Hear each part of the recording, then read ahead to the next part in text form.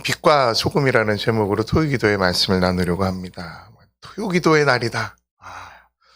이걸 알면서도 자야 된다.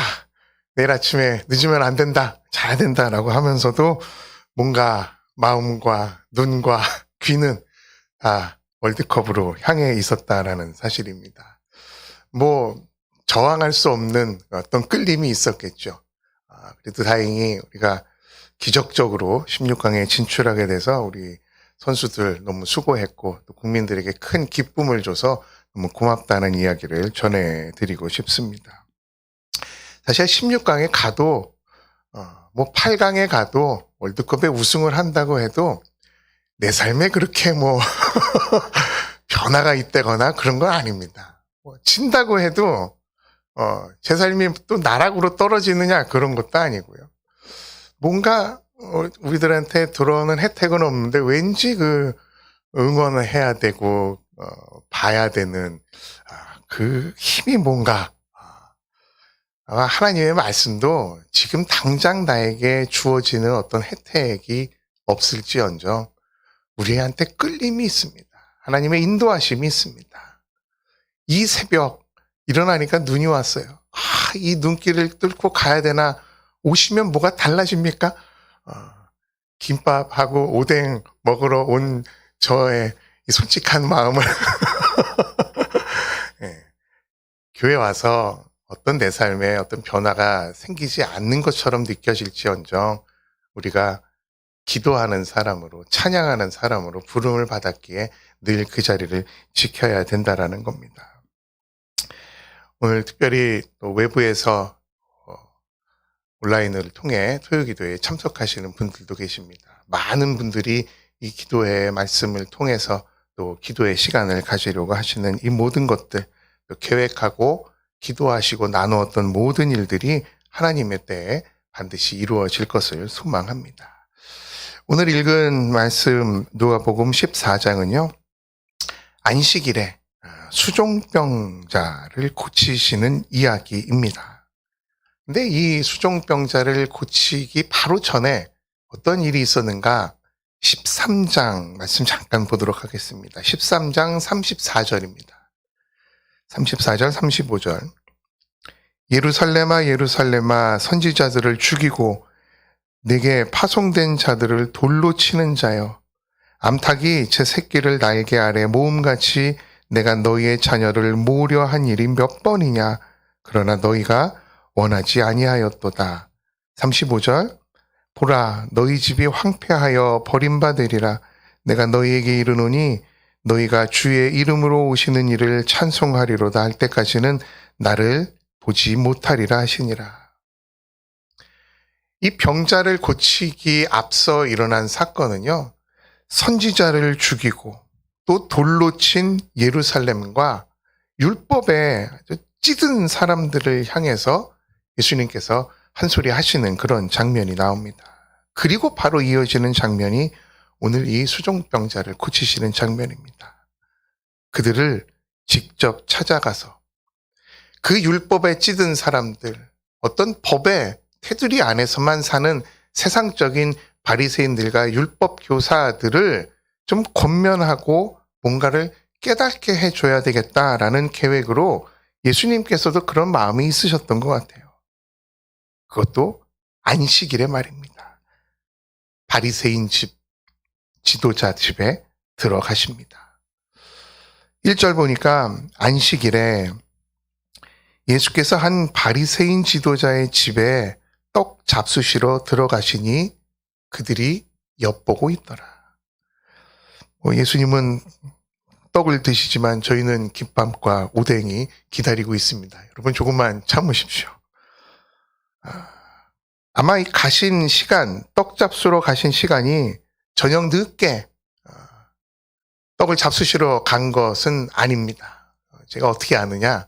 이 안식일의 기준이요. 해가 지면 끝납니다. 그래서 해가 떠 있을 때 안식일이라고 그러는 거예요. 그러니까 안식일에 가셨다고 하는 거는 점심때쯤이나 가시지 않았을까라는 그런 추정을 한번 해보게 됩니다. 근데 그 집에 가니까 이미 딱 세팅이 되어져 있는 거예요. 어떤 세팅이 되어져 있느냐? 예수님을 골탕 먹여야 되겠다라는 그 세팅 말입니다. 엿보고 있더라. 그들이 엿보고 있더라. 이 말은요, 엿보다, 함정을 파놓고 기다린다라는 헬라어 파라테레오라는 그런 단어 쓰고 있습니다. 어떠한 함정을 파놓고 예수님을 모시고 떡잡수로 오셨는데, 내가 골탕을 좀 먹어야 되겠다. 예수님을 자신들이 가지고 있는 율법의 잣대로 판단하고 보아야 되겠다라는 그런 의도가 다분한 장면입니다. 그리고 이 수종병자는 남자 단수형으로 쓴 것을 봐서 이 남자 환자 한 명입니다. 이 수종병, 우리나라 말로 이제 고창병이라고 하는데, 이제 복부에 뭐 가스가 차고 막 몸이 이렇게 붓는 그런 병이에요. 이런 병은 그때 당시 전염병일까? 뭔가 부정한 일을 했기 때문에 벌을 받는 거니까 좀 멀리 해야 된다. 사람들이 기피하고 이런 사람들은 밖에 돌아다니면 안 돼. 돌아다닐 힘도 없죠. 근데 이 사람을 바리새인 지도자 집에 들여놨단 말이에요. 누가 움직였을까요? 바리새인들이 움직였겠죠. 움직이면 안 되는 사람을 안식일에 바리새인들이 일을 했단 말이에요. 이것도 이제 불법이죠. 근데 이 사람들의 목적은 법을 지키려고 하는 것이 아니라 예수님의 반응을 보기 위한 거였다라는 겁니다. 철두철미하게 율법을 지키는 바리새인들이 스스로 수종병자를 들어다가 집에 갖다 놓고 예수님이 들어오시는 것을 이렇게 엿보고 있는 거예요. 예수님 어떻게 하시나? 의도가 보이시죠? 고치나 안 고치나. 고쳐도 문제고 안 고쳐도 문제고 율법적으로 굉장히 곤란해지겠다라는 아주 희열을 느끼는 그런 장면으로 묘사가 됩니다. 3절 보니까 예수께서 대답하여 율법 교사들과 바리새인들에게 이르시되 안식일에 병 고쳐주는 것이 합당하냐 아니하냐. 여러분 보통 대답을 할 때는요, 누가 이렇게 물어봐야 대답을 합니다. 뭐 스스로 말씀을 많이 하시는 분들도 계시지만 성경에 기록한 바 예수님이 대답하여, 뭐 질문을 누가 했어야 대답을 하는데 질문한 사람도 없는데 예수님이 바로 대답을 하시는 장면입니다. 예수님도 어느 정도 의도를 가지고 가셨기 때문에 이 사람들이 무엇을 물어볼지, 어떤 반응을 보일지를 알고 계셨다라는 의미가 됩니다. 그냥 봐도 이 사람들이 뭘 물어보려고 하는지 아셨기 때문에 바로 말씀을 하고 계십니다. 4절 보니까 그들이 잠잠하거늘, 그 대답을 듣고 그들이 잠잠하거늘 예수께서 그 사람을 데려다가 고쳐 보내시고, 그 수종병자를 보시고 한마디 하시죠. 안식일에 이거 고치는 게 맞냐 틀리냐. 근데 나는 고칠게. 고쳐서 보내셨다라는 표현을 씁니다. 이 보냈다라는 단어를 목사님은 이게 선교의 시작이다라고 해석하는 분들도 계십니다. 고쳐서 보냈다. 근데 사실 예수님은 이 현장에서 주 목적이 이 사람을 고치는 것이 아니에요. 치유나 병 고침이 목적이 아니라 잘못된 율법적인 사고를 갖고 있는 율법 교사들과 바리새인들에게 좀 깨달아라. 이 사랑을 좀 깨달아라. 그 너희들이 만들어 놓은 법 테두리 안에서는 어떠한 사랑도 들어갈 수 없다. 하나님 나라를 말씀하시는 이것에 집중하기 위해서 빨리 고치시고 빨리 보내버리신 거예요. 그리고 본인도 나와야 되는데 계속해서 말씀을 이어가십니다. 근데 이 안식일이라는 이 날, 정말 좋은 날입니다. 구약의 안식일의 기원을 찾아보니까 이렇더라고요. 출애굽기 20장 8절부터 11절 말씀인데요. 안식일을 기억하여 거룩하게 지켜라. 엿새 동안은 힘써 내 모든 일을 행할 것이나 일곱째 날은 내 하나님 여호와의 안식일인즉 너나 내 아들이나 내 딸이나 내 남종이나 여종이나 내 가축이나 내 문 안에 머무는 객이라도 아무 일도 하지 말라. 11절 이는 엿새 동안에 나 여호와가 하늘과 땅과 바다와 그 가운데 모든 것을 만들고 일곱째 날에 쉬었음이라. 그러므로 나 여호와가 안식일을 복되게 하여 그날을 거룩하게 하였느니라. 여러분, 참된 안식이라고 하는 것은 그냥 쉬는 것이 아닙니다. 6일 동안 창조하시고 7일째 안식하셨다라는 이 말은 아무 일도 하지 마라, 꼼짝도 하지 마라, 이런 문자적인 해석은 어리석은 겁니다. 안식의 참된 의미는 구약에서는 모든 것이 완벽하다, 모든 것이 충만하다, 하나님께서 창조하시고 모든 것이 완벽한 상태에서 바라보시고 좋았더라 하시는 그 시간입니다. 이것이 신약에 와서는 예수 그리스도로 말미암아서 이루어지는 구원을 뜻한다는 사실입니다. 안식일, 구원을 뜻한다. 그러니 뭡니까? 안식일은 감사하는 날입니다. 모든 것을 창조하신 완벽한 세상을 저희들에게 주심을 감사할 뿐더러 예수 그리스도의 대속의 의미를 생각하면서 우리가 영생함을 얻은 그 십자가 보혈을 감사하는, 그러면서 안식하는 거예요. 어떤 일을 갖다가 막 하면서 정신없이 살아가는 것이 아니라 하나님 감사합니다 라고 하는 날이 바로 안식일이라는 겁니다. 그런데 당시 유대인들에게는 안식일을 지킨다, 이 의미는 안식일에 아무것도 하지 않는다, 이 율법에 딱 갇혀 있는 겁니다.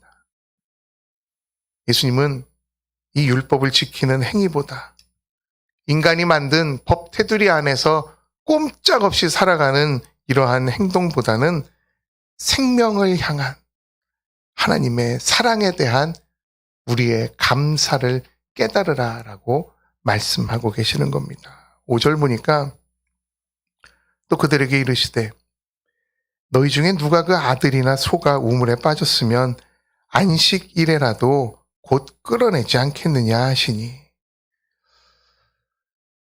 성도 여러분, 바리새인들은 안식일에 병 고치시는 이 예수님, 이 모습과 예수님의 말씀하시는 이 말씀에 정말 입이 있어도 할 말이 없게 되어 버립니다. 다시 한번 예수님은 이들을 향해서 이해하기 쉽게 실생활과 적용해서 말씀을 하고 계십니다. 아들이나 가축이 우물에 빠졌는데 그거 오늘이 일하지 않는 날이라고 그 죽어가는 생명을 건지지 않겠느냐? 수종병자, 너희들이 의도적으로 함정을 파놓고 데려다 놓은 이 수종병자를 고치는 것이 가족이나 가축이 우물에 빠지는 것과 무엇이 다르겠느냐?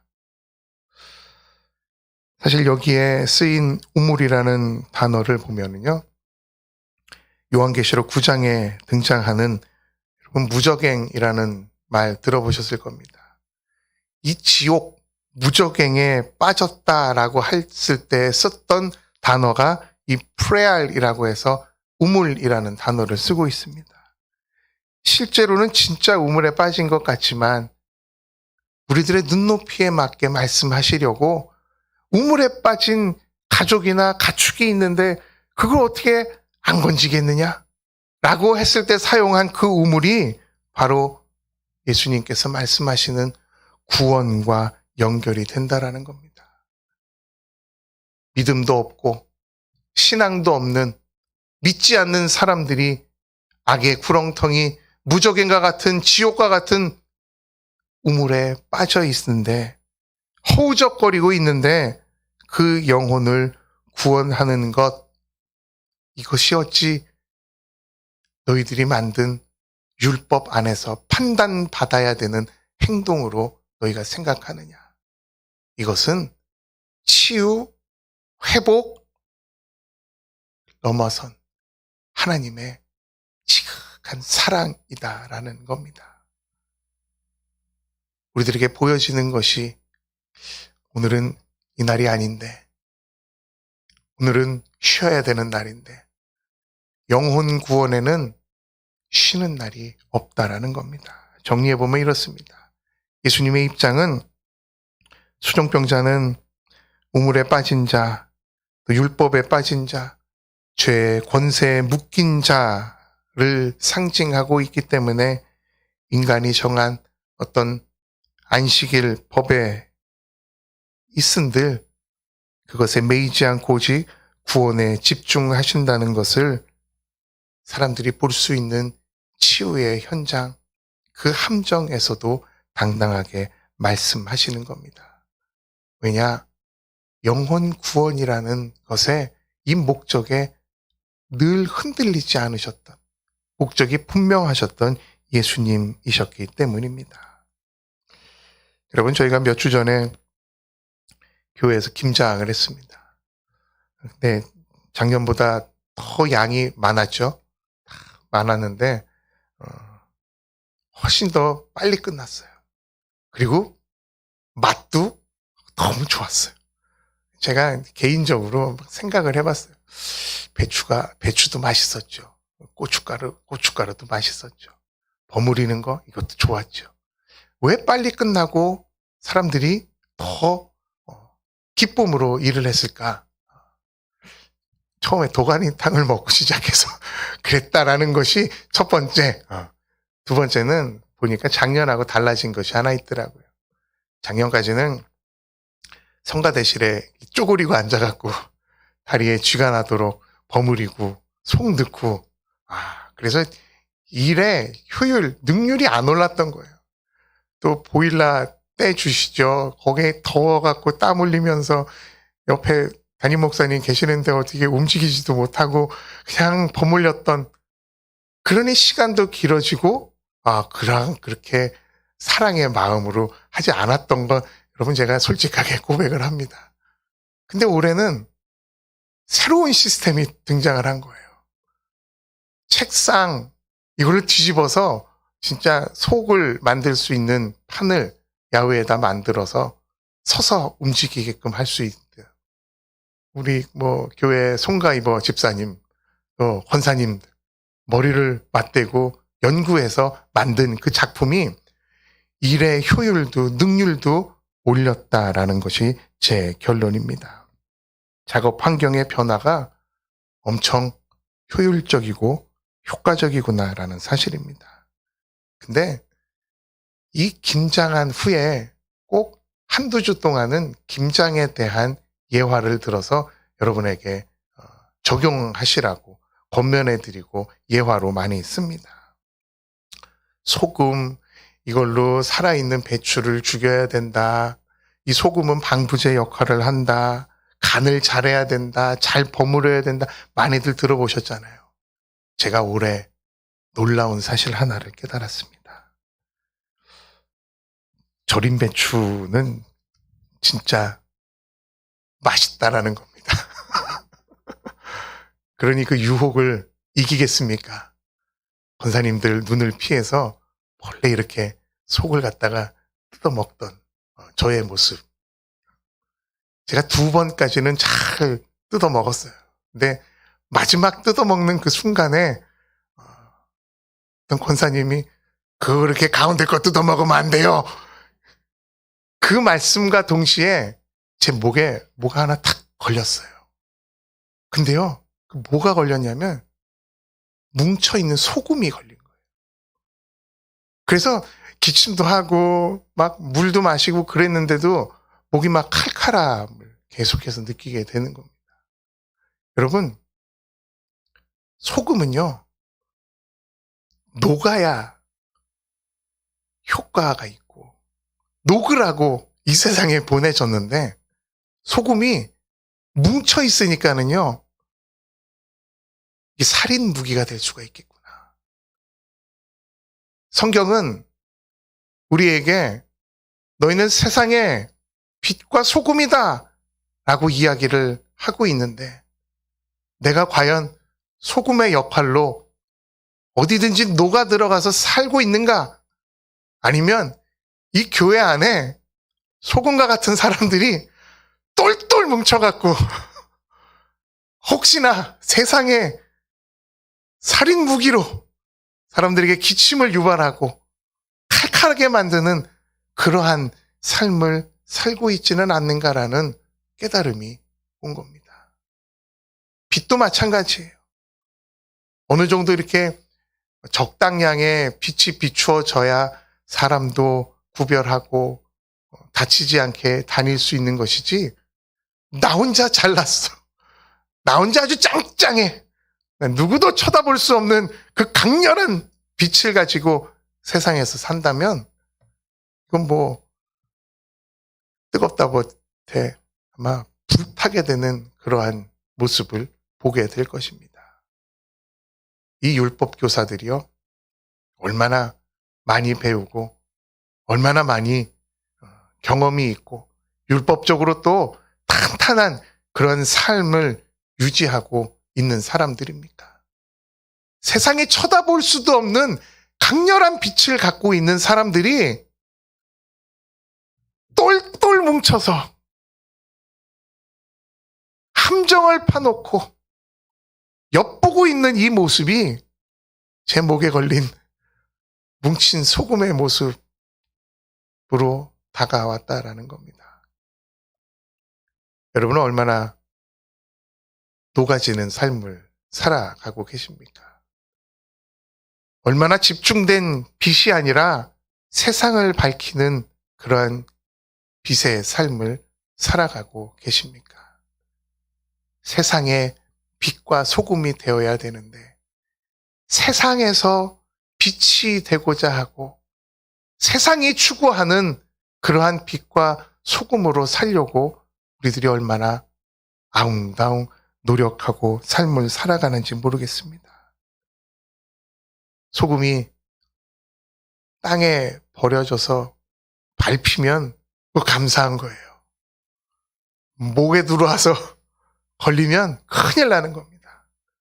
그나마 예수님께서 비유로 말씀하셨을 때 너 밟힌다? 수위 조절을 하셔서 말씀하시는 거예요. 소금이 뭉치면 안 됩니다. 살살 녹아야 되는데 이 녹음이 언제 일어나느냐? 내가 주님 앞에 겸손함으로 살겠습니다. 주님의 말씀, 주님의 찬양으로 제 삶을 녹여주십시오. 죽고 싶어도 죽을 수 없는 것이 인간입니다. 아무리 겸손하게 살려고 해도, 아무리 낮아짐의 삶을 살려고 해도 그거 죽이지 못하는 것이, 그 자존심을 놓지 못하는 것이 인간입니다. 그럼에도 불구하고 예수 그리스도께서 우리를 위해 십자가에 달려 돌아가신 그 모습, 그것이 바로 소금과 같은, 빛과 같은 그러한 모습임을 여러분 깨달으셨으면 좋겠습니다. 우리의 삶 가운데 세상에 녹아지는, 그러나 빛을 잃지 않고 사람들에게 빛의 역할, 어디로 가야 되는지 방향을 정해주는 저희들의 모습이 되었으면 좋겠습니다. 12월 한 달 시작하면서 오늘 토요 기도회를 또 월삭 기도회로 기도해 주신 우리 신목사님, 맞습니다. 한 달을 하나님 어떻게 보낼까요? 하루를 어떻게 보낼까요? 1년을 어떻게 보낼까요? 내 평생을 어떻게 보낼까요? 주님 앞에 맡기는 이러한 기도의 시간이 우리 가운데 꼭 필요하다라는 사실입니다. 빛과 소금은 다른 거 없습니다. 녹아져야 되고 적당량의 빛을 발하는, 그래서 사람들에게 빛과 소금이 되어져서 안식을 주고 감사를 느끼게 하고 기쁨을 주고 위로가 되는 그러한 삶을 살아라라는 예수 그리스도의 말씀인 것입니다. 병자를 고치셨던 것처럼 비유로 우물에 빠진 사람들을 건져내는 것이 구원의 역사에 예수 그리스도의 사명의 목적임을 다시금 깨달아 아는 저와 여러분의 삶 되기를 간절히 축원합니다.